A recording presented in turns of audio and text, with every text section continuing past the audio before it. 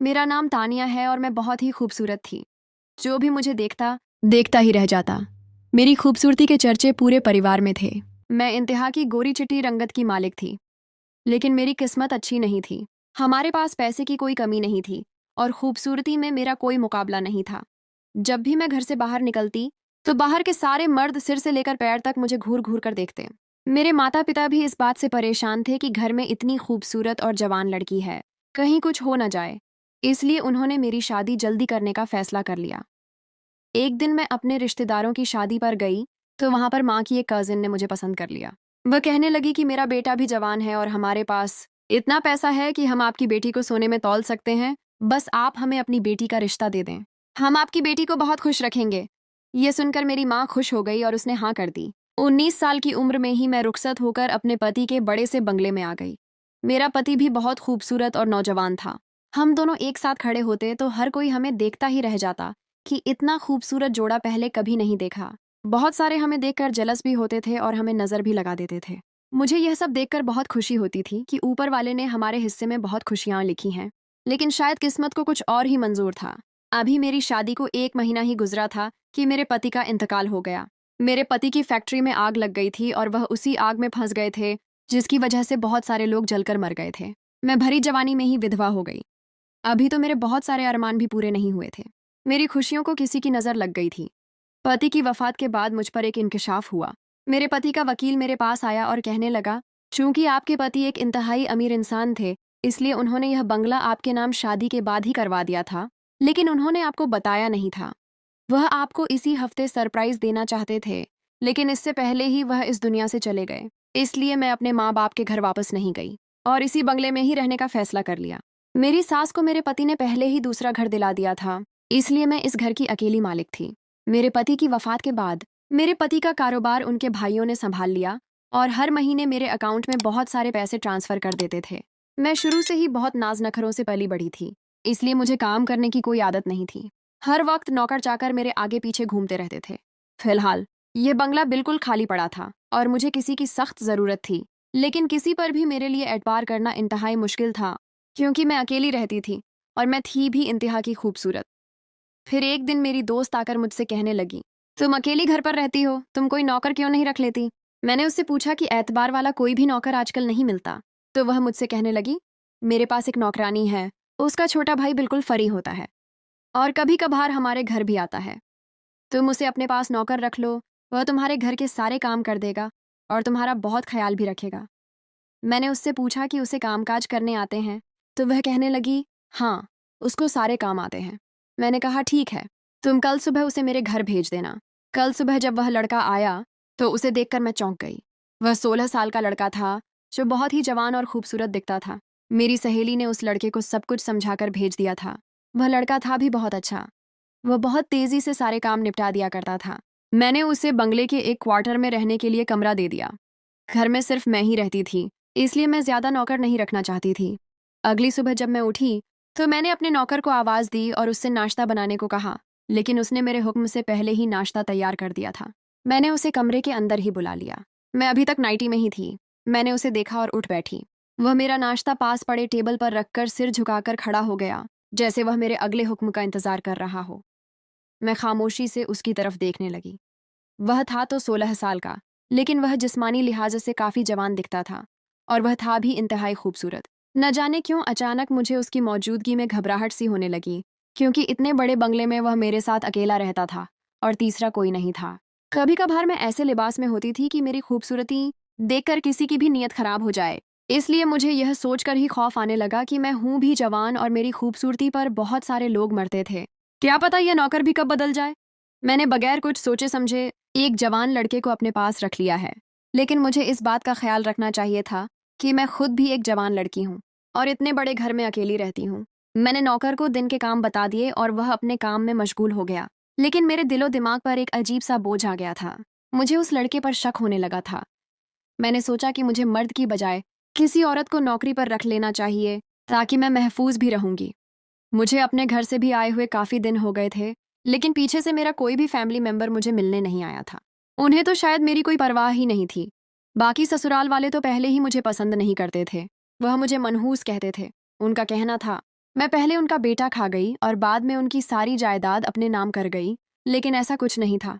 मेरा पति मुझसे बहुत मोहब्बत करता था, इसलिए वह सब कुछ अपनी मर्जी से मेरे नाम करके गया था। खैर, मुझे समझ नहीं आ रही थी कि मैं एक औरत नौकरानी का कहाँ से इंतजाम करूं। फिर इत्तेफाक से मेरी एक दूर की कजिन मेरे घर पर मुझे मिलने आ गई। मेरी यह कजिन मेरी बचपन की बहुत अच्छी दोस्त थी। पहले तो हम काफ़ी देर तक गपशप करते रहे। फिर मैंने बताया कि मैं अपने घर के कामकाज के लिए एक भरोसेमंद नौकरानी को ढूंढ रही हूँ। मेरे नौकर को देखकर वह कहने लगी, ये लड़का अच्छा भला तो है और तेजी से काम भी कर रहा है, फिर तुम्हें नौकरानी ढूंढने की जरूरत क्यों पड़ी? मैंने उसे अपने शक और संदेह के बारे में बताया, जिस पर वह कहने लगी, तानिया तुम भी क्या बहकी बहकी बातें कर रही हो? खुद ही कह रही हो कि उसकी बहन तुम्हारी सहेली के घर में नौकरानी है और वह इंतहाई वफादार भी है और उसका भाई भी अच्छा है। फिर भी तुम खुद को क्यों परेशान कर रही हो? मेरी मानो तो तुम नई नई नौकरानियों के झंझट में न पड़ो। आजकल की नौकरानियां भी कुछ कम नहीं हैं, इंतहा की चुगलखोर होती हैं और चोरियां भी करती हैं। तुम इस घर में अकेली रहती हो, अगर कोई तुम्हारी चीज चुरा कर ले गई तो तुम क्या कर सकोगे? तुम वैसे ही अकेली रहती हो, इसलिए मैं नहीं चाहती कि कोई तुम्हें नुकसान पहुंचा दे। अपनी कजिन की बात सुनकर मैं मजीद परेशान हो गई। वह बिल्कुल ठीक कह रही थी। उस लड़के पर पहले ही बहुत भरोसा था, क्योंकि मैंने उसके अंदर इस तरह की कोई भी हरकत नहीं देखी थी। लेकिन नई नौकरानी पर मैं कैसे भरोसा कर सकती थी? जाते जाते मेरी कजिन मुझसे कहने लगी, अगर तुम्हारे दिल में इतने ही शक और संदेह हैं, तो तुम इस लड़के को आजमा लो, तुम्हें खुद ही सब कुछ पता चल जाएगा। कजिन की बात सुनकर मुझे सब कुछ समझ आ गया और उसका आइडिया मुझे बहुत ठीक लगा। मैंने सोच लिया कि मैं इस नौकर को आजमा लूंगी और अगर वह इस आजमाइश से पास हो जाता है तो मैं उसे हमेशा हमेशा के लिए अपने पास रख लूंगी। क्योंकि जितनी मैं अपने पति से मोहब्बत करती थी, मेरा अब दूसरी शादी का कोई इरादा नहीं था। मैं उसकी यादों के साथ ही अपनी बाकी की जिंदगी इस बंगले में गुजारना चाहती थी। इसलिए मैंने अकेली जिंदगी गुजारने का फैसला कर लिया और मेरे इस फैसले की वजह से मेरे माँ बाप मुझसे नाराज हो गए। वह मेरी शादी दोबारा कहीं और करना चाहते थे, लेकिन मैंने इनकार कर दिया था कि अब मैं शादी नहीं करूंगी, इसलिए मैंने साफ इनकार कर दिया। अब मैंने अपने नौकर को आजमाने का फैसला कर लिया। मैंने तरह तरह से अपने नौकर को आजमाने की कोशिश की। मैंने सोचा कि अपने नौकर को मुकम्मल एतबार में लाने के लिए मुझे उसे हर तरह की आजमाइश से गुजारना होगा। इसलिए शाम के वक्त मैंने जानबूझकर एक शॉपर में बहुत सारे पैसे डाले और शॉपर को दरवाजे के पास फेंक दिया और खुद मैं अपनी दोस्त के घर मिलने के लिए उसके पास चली गई। कुछ वक्त उसके घर गुजारने के बाद जब मैं घर वापस आई तो दाखिली दरवाजे के पास जो मैंने शॉपर गिराया था वह वहां पर नहीं था और मेरा नौकर भी पूरे घर पर कहीं भी मौजूद नहीं था। मैं थोड़ी सी परेशान हो गई और मुझे ऐसे लगा जैसे वह पैसे लेकर भाग गया है। यही सोचते हुए मैं टीवी लॉन्च में जा बैठी, जबकि कुछ ही देर बाद दाखिली दरवाजे से नौकर अंदर आता हुआ दिखाई दिया। उसके हाथ में वही शॉपर था। उसने वह शॉपर लाकर मेरे सामने टेबल पर रखा और कहने लगा, मालिक मुझे यह शॉपर दरवाजे के पास से मिला था, इसमें आपके पैसे थे। आप मौजूद नहीं थीं, इसलिए मैंने इसे छुपा दिया। अब मैं इसे आपके सामने ले आया हूँ। आपकी अमानत आपके सामने मौजूद है। ये कहते ही वह वापस अपने क्वार्टर में चला गया। ये देखकर मुझे बहुत खुशी हुई कि मेरे नौकर की नीयत पैसों पर खराब नहीं है और उसे पैसों की कोई लालच नहीं है। मैंने वह सारे पैसे गिने, वह बिल्कुल पूरे थे। इसका मतलब यह कि उसे चोरी की भी आदत नहीं थी। अगर उसे चोरी की आदत होती तो वह उसमें से जरूर कुछ पैसे निकाल लेता, लेकिन उसने एक पैसा नहीं निकाला था। मुझे यह सब देखकर खुशी महसूस हुई, लेकिन फिर अगले ही लम्हे मुझे ख्याल आया कि अगर उसकी नीयत पैसों पर खराब नहीं है और न ही उसे किसी चीज़ का लालच है, तो अब पीछे सिर्फ एक ही चीज़ बचती है और वह थी मेरी इज्जत। मैं अभी इंतहाई जवान थी और वह भी जवान हो चुका था। ऐसे में हमारा एक साथ एक बंगले में रहना ठीक नहीं था। ये बात मैं भी जानती थी कि मैं किसी गैर को अपने साथ नहीं रखना चाहती थी और उसको रखना मेरी मजबूरी थी। अब मेरे जहन में यही ख्याल था कि अगर आजमाइश का यह आखिरी मरहला मेरा नौकर पार कर गया तो मैं उसे हमेशा हमेशा के लिए अपने पास रख लूंगी। यही सोचकर मैंने पिंक रंग की नाइटी पहन ली और खूब बनाव सिंगार किया। मैंने एक नज़र अपने आप को शीशे में देखा तो मैं कयामत ढा रही थी। मेरी नज़र अपने ही हुस्न पर नहीं टिक रही थी, तो भला मेरे हुस्न को देखकर मेरा नौकर कैसे न पिघलता।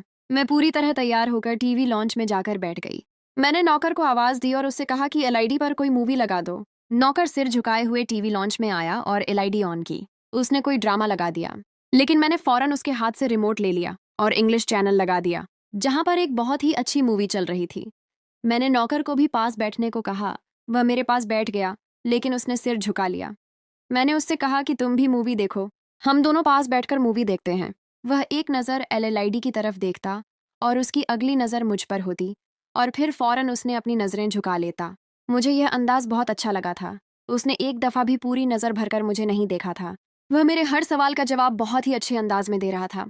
ऐसे लग रहा था जैसे वह बहुत ही बाइज्जत और शर्म और हया वाला लड़का हो। सच तो यही था कि मैं उसके किरदार से बहुत मुतासिर हो गई थी। मैंने उसको भटकाने की बहुत कोशिश की, लेकिन वह ज़रा भी न भटका।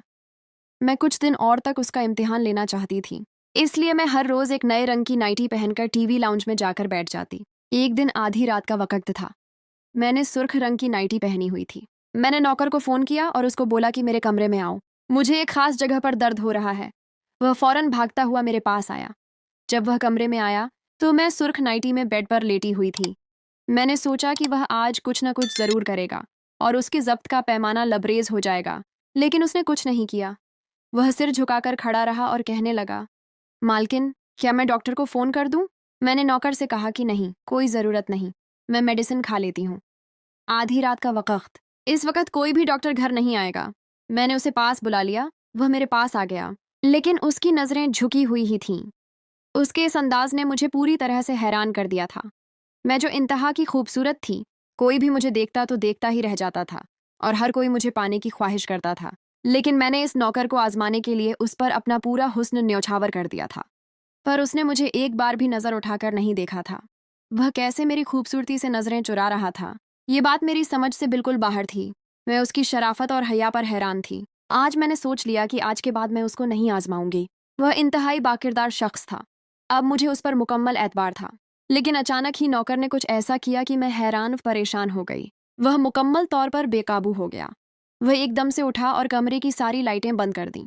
वह दरवाजे के पास जाकर खड़ा हो गया और मुझसे कहने लगा, मालकिन, मैं आपके काम नहीं करना चाहता। मैं एक इज्जतदार और शरीफ इंसान हूँ और मुझे अपने आप पर काबू रखना आता है, लेकिन आपकी बेबाकी और लिबास मुझे मेरे ईमान से हटा रहे हैं। आज आपकी बेबाकी ने मुझे इंतहा का मजबूर कर दिया था। मैं भी जवान हूँ और कुदरती तौर पर औरत की तरफ कशिश रखता हूँ, लेकिन मैंने हमेशा अपने आप पर कंट्रोल रखा है। अब मेरे लिए मुश्किल हो रहा था, इसलिए मैं नहीं चाहता था कि मैं आपकी तरफ नज़र उठाकर देखूं। तभी मैंने कमरे की लाइट बंद कर दी और अपने आप को वहीं पर मार दिया। हम दोनों इस बंगले में तन्हा रहते हैं। अब मुझे ऐसा लगने लगा है कि हमारे दरमियान इस वक्त तीसरा शैतान भी मौजूद है, जो हमें भटका सकता है। अब तक तो मैंने अपने आप को कंट्रोल में रखा हुआ है, लेकिन किसी दिन ऐसा न हो जाए कि मैं शैतान के हाथों उसका खिलौना बन जाऊं और जो वह मुझसे करवाना चाहता है, वह सब कुछ न कर बैठूं, जिसके बाद मैं आपसे नजरें भी न मिला सकूं। वह अंधेरे में खड़ा रहा था और मैं उसके आंसू भी नहीं देख पा रही थी। वह इंतहाई शराफत से अपने सारे काम कर रहा था, लेकिन मैं ही उसे वर्गलाने पर लगी हुई थी। उसको आजमाने के पीछे न जाने मैं कौन कौन सी हरकतें कर रही थी, और शायद उन हरकतों की वजह यह थी कि मुझे भी शैतान ने भटका दिया था। अब मुझे एहसास हो रहा था कि मैंने बहुत बड़ी गलती कर दी थी। वह बिल्कुल ठीक कह रहा था। अगर किसी कमज़ोर लम्हे में वह अपने आप पर काबू न रख पाता और मेरे साथ कुछ गलत कर बैठता, तो मैं उसे बुरा समझ लेती और अपनी इज्जत से भी हाथ धो बैठती। गलती तो सारी मेरी ही थी। वह मुझसे कहने लगा कि वह अब मजीद यहाँ पर काम नहीं करेगा और वह वापस जाने की इजाज़त मांगने लगा। मैंने उसके आगे हाथ जोड़े। मैंने फ़ौरन अपने आप को चादर में लपेटा और लाइट ऑन कर दी और उससे माफ़ी मांगने लगी। मैंने उसे कहा कि मैं उसका इम्तिहान लेना चाह रही थी, लेकिन मैं खुद उस इम्तिहान में फ़ेल हो गई। इस पर मेरा नौकर कहने लगा, मालकिन, आप बहुत ही खूबसूरत और अच्छी हैं। आप किसी को रखने की बजाय शादी कर लें। मैंने उसे बताया कि मैं अब शादी नहीं कर सकती। मैंने कसम खाई है कि मैं अब अपनी बाकी की सारी जिंदगी अपने पति की याद में गुजारूंगी।